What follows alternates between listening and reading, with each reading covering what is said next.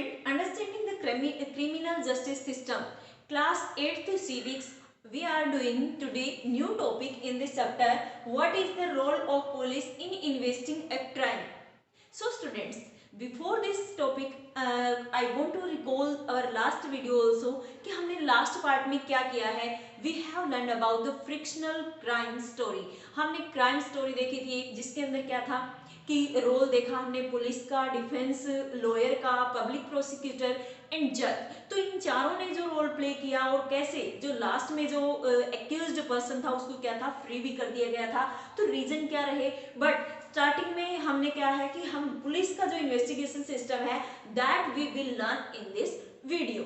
सो starting कहाँ से करते हैं कि investigate any complaint about the criminal commission of a crime. कि इन्वेस्टिगेशन करने के लिए स्टार्टिंग कहाँ से होती है कि कोई भी क्राइम है, ओके, उसका क्या करना है.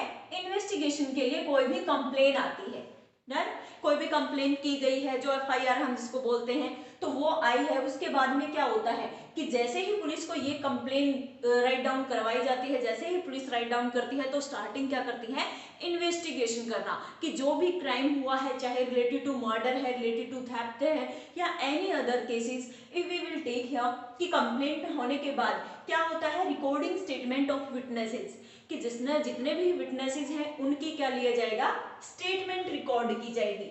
अगर वो पर्सन वहीं पर पुलिस स्टेशन में आकर रिकॉर्ड करवा रहे हैं इट मीन्स कि वो वहां से करेंगे, बट अपने बिहाफ पर भी पुलिस क्या करेगी एविडेंस के लिए विटनेस के पास जाएगी और वहां से क्या लेगी स्टेटमेंट रिकवर करेगी. वहां से ये रिकॉर्डिंग करती है, सारे एविडेंस कलेक्ट करती है. Collecting different types of evidence, चाहे मान लो कि फॉर एग्जाम्पल कोई मर्डर हुआ है, ओके, सो यहाँ पर अगर हम एग्जाम्पल लेते हैं कि कोई भी मर्डर हुआ है तो उसके लिए अगर इन्वेस्टिगेशन करनी है, first of all FIR will be there and after that जो एक्यूज्ड पर्सन है उसको क्या है पकड़ा भी गया है, मान लो कैच कर लिया उन्होंने और जेल में भी डाल दिया है डायरेक्ट. तो फिर उसके बाद जो इन्वेस्टिगेशन प्रोसीजर होता है वो क्या रहेगा, जिस प्लेस पर किसी भी एरिया में अगर हुआ है पुलिस वहां जाती है, वहां से सारे एविडेंस कलेक्ट करती है. मान लो कि किसी ने क्या है शूट कर दिया किसी को, तो वहां से अगर वो गोली है तो वो क्या सिस्टम है कि कहाँ पर ब्लड गिरा है, ये सारे एविडेंस वहां से कलेक्ट किए जाते हैं. किन किन लोगों ने उसको देखा है लाइव में, तो वो विटनेस के बेस पर उनको क्या है उनकी स्टेटमेंट ली जाती है, उन लोगों को क्या है कलेक्ट किया जाता है. तो ये सारे एविडेंस क्या है डिफरेंट टाइप ऑफ एविडेंस क्या करती है पुलिस कलेक्ट करती है. ओके, सो कलेक्शन के बाद क्या होता है कि file chargesheet on the basis of evidence. जितने भी एविडेंस उनको मिले हैं, विटनेस भी उसी के अंदर आता है, जो एज इज जो जिस प्लेस पर उनको क्या था वो कुछ भी मटेरियल अगर वहां पर मिला है, उनके क्लॉथ्स हैं, उनके निशान है, गाड़ियां थी या कुछ था, ठीक है, तो वो सारी चीजें किस में आ जाती हैं एविडेंस में. ये सारे एविडेंस कलेक्ट करने के बाद क्या रेडी किए जाते हैं एक चार्जशीट क्रिएट की जाती है. चार्जशीट बनाने के बाद वो चार्जशीट कहाँ अप्लाई करवाने के लिए बनाई जाती है कोर्ट में, कि कोर्ट में जब कोई केस जाता है तो उसके लिए चार्जशीट दी जाती है. सो यहाँ से चार्जशीट बनाई गई है, act will be according to it. Next जो प्रोसेस रहेगा वो किसके अकॉर्डिंग चलेगा, फाइल चार्जशीट के अकॉर्डिंग ही, जो चार्जशीट की जो फाइल बनाई गई है उसी के अकॉर्डिंग चलेगा. बट ये क्या है कि आप कहोगे कि पुलिस अपने अकॉर्डिंग सब कुछ कर रही है इसमें तो कंटिन्यू, बट यहाँ पर भी क्या है कि पुलिस अपने अकॉर्डिंग अकेले अपने अकॉर्डिंग नहीं करेगी. Police will follow the rule of law according to constitution. हमारे कॉन्स्टिट्यूशन ने क्या बनाए हैं रूल बनाए हैं. रूल रेगुलेशंस फॉलो करना किसका पर्पज रहेगा पुलिस का. So police will follow the law of land during investigation.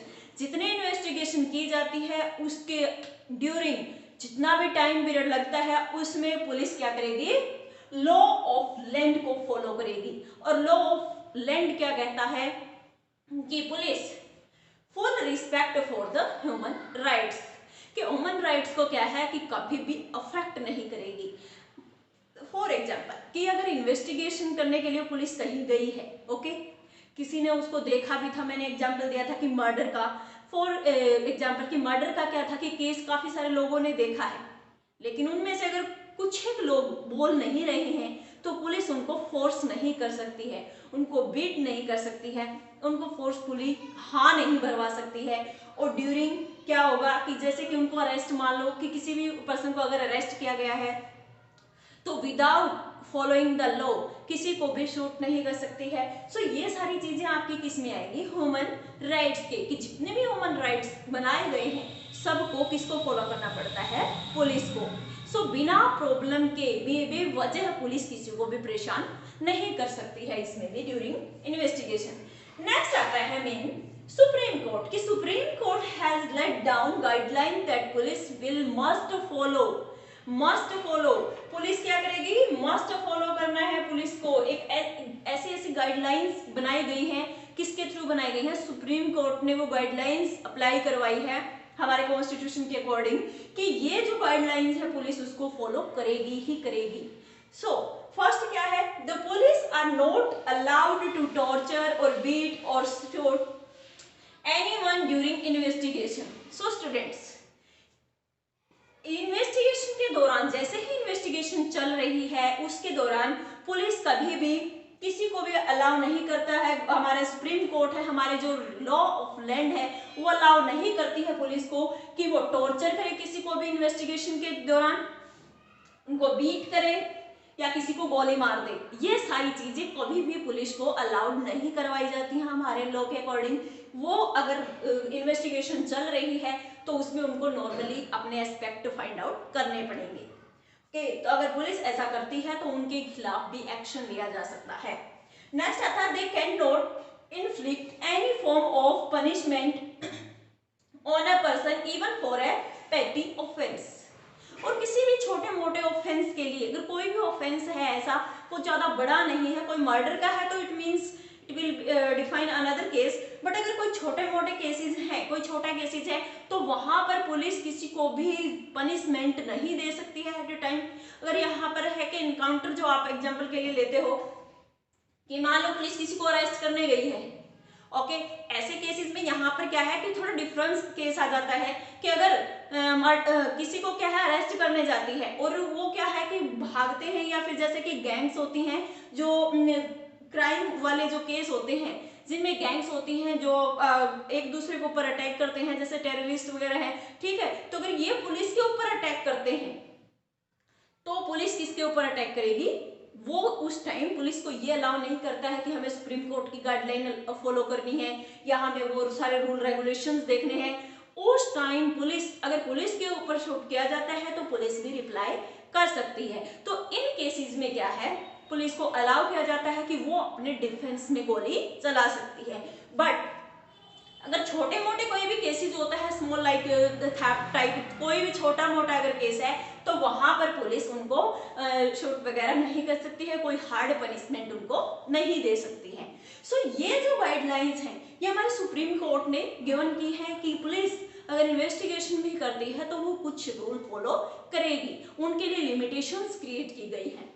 Next आपका आता है आर्टिकल 22, कि जिसके अंदर article 22 and the criminal law also guarantee some rights to every arrested person. कि हमने जैसे देखा है कि सुप्रीम कोर्ट क्या है कि सम गाइडलाइंस देती है, जैसे डी की बासु की भी गाइडलाइंस है, वो भी हम करेंगे अभी। सो इससे पहले हम क्या कर रहे हैं कि आर्टिकल 22 भी कहता है कि अगर किसी भी पर्सन को अरेस्ट किया जाता है तो वहां क्या रूल रेगुलेशंस फॉलो किए जाते हैं, ये चीजें हम यहाँ करते हैं कि आर्टिकल 22 हमारा क्रिमिनल केसेस में क्या गारंटी प्रोवाइड करवाता है सिटीजन्स को। Next, the right to be inform at the time of arrest of the offense for which the person is being arrested। कि जब भी किसी पर्सन को अरेस्ट किया जाता है तो उसको राइट टू इन्फॉर्म होना चाहिए। ओके, उसको किस चीज का इंफॉर्मेशन होनी चाहिए कि मुझे क्यों अरेस्ट किया जा रहा है, उसको रीजन पता होना चाहिए। सो उसका राइट बनता है कि राइट टू बी इन्फॉर्म्ड, कि पुलिस का राइट, पुलिस उसको क्या इन्फॉर्म करेगी, जिस पर्सन को अरेस्ट कर रहे हो उसको राइट है कि वो पूछे कि मुझे किस लिए अरेस्ट किया जा रहा है। सो पुलिस का यहाँ पर रिस्पॉन्सिबिलिटी बनती है कि जिस भी पर्सन को अरेस्ट किया गया है उसको क्या दे, कंप्लीट इंफॉर्मेशन दे कि आपने ये क्राइम किया है और आपके अगेंस्ट ये एफआईआर राइट डाउन की गई है, then we are coming, we have come here to arrest to you.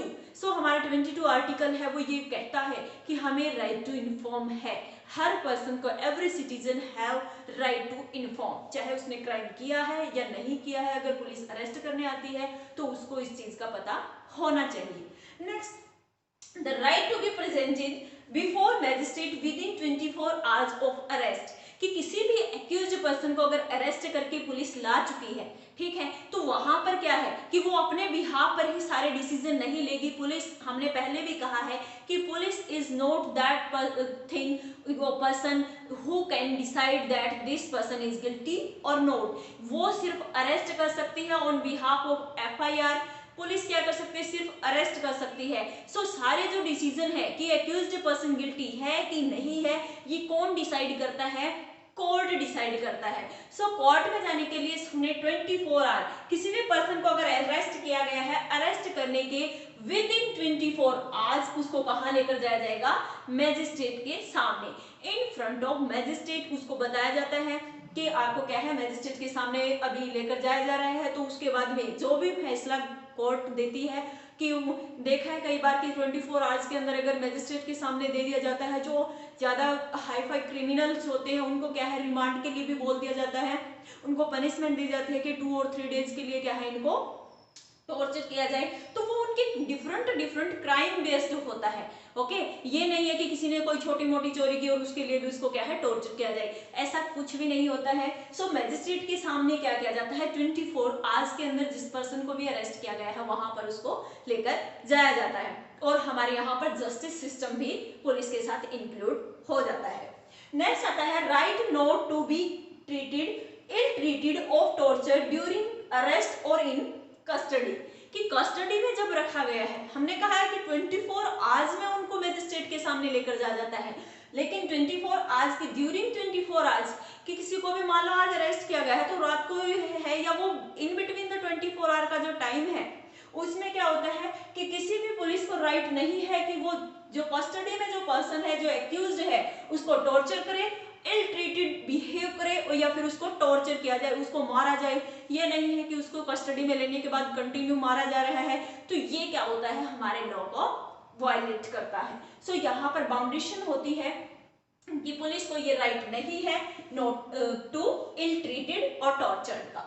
Next आता है कि confessions made in police custody can not be used as evidence against the accused, कि confession जितने भी करवाए जाते हैं, अभी मैंने बोला है कि जैसे ही अरेस्ट करके लाया जाता है, अगर उस टाइम उसको मारपीट के थ्रू या फिर किसी भी टॉर्चर करके कैसे भी अगर कन्फेशन करवाया जाता है किसी भी क्रिमिनल से कि यस आप ऐसे हाँ भरो कि आपने ये क्राइम किया है, सो ये जो कन्फेशंस है ये कभी भी कोर्ट में एविडेंस के बेस पर यूज नहीं होंगे।